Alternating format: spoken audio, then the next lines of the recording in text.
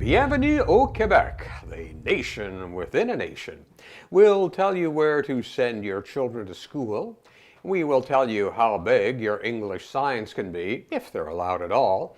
We tax and tax and tax, and now we will tell you how to dress. Our latest nanny state law is mostly aimed at people who aren't quite like the majority. It is pretty much aimed at people who maybe weren't born here and maybe are a little too brown. After all, the good folks of Saint-Jean-de-Niaiserie et Cette-Douleur must be protected from the hordes of Muslim teachers and cops and judges and whatever.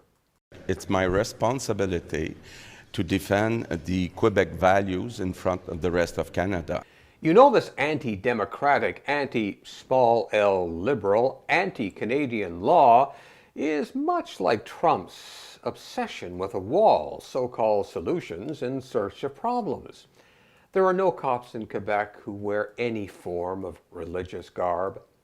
But for the CAQ's brand of conservative populism, you would think that these folks who are not de chez nous are lurking everywhere waiting to seize positions of authority to subjugate poor Québécois de pure laine.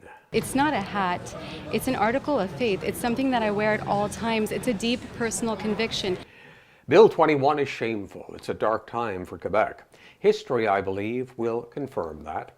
Now, the CAQ, which won a total of 2 seats out of 27 on Montreal Island, is obviously going after La Métropole with Bill 21. There's always been a great suspicion about Montreal and the regions. Now, when I lived in Quebec City, I'm not sure if I was a bigger curiosity because I was an Anglo or if I was from the untrustworthy Montreal.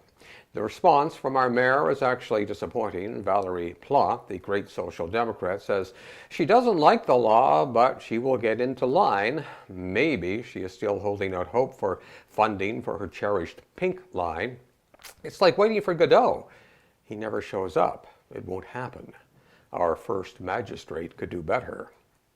The thing is, the CAQ ran this through the National Assembly by suspending the rules. Now, to be fair, opposition parties were shedding crocodile tears because they've all done it themselves. But it's not over, not by a long shot.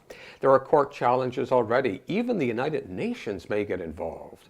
There will be protests and more protests. The Bill 21 saga is just beginning. Quebec's reputation, deservedly so, will get dragged through the mud for years. Because at the end of the day, it's not about who wears what, it's about creating 2 classes of citizens. Many minorities will feel that they are not Quebecers anymore. It's about legislating religious discrimination. And even the minorities of the minorities in Quebec are being targeted by other Quebecers. Whether we like it or not, this is a hatred, establishment of hatred within a society.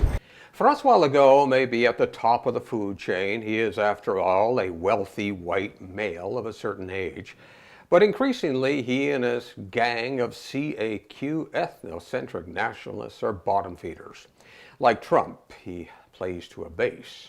Trump was elected with fewer voters than his opponent. Legault was elected with the support of 37% of Quebecers. In other words, 63% of Quebecers voted against him.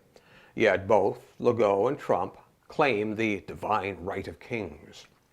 Quebec, I fear, will become more and more unrecognizable under the CAQ. Minority rights, as we have seen, are expendable. That is something that should worry all of us, even if you are a minority of one. The truth is still the truth. Gandhi said that. He knew of what he spoke. I'm Barry Wilson. That's Postscript for this weekend for the summer.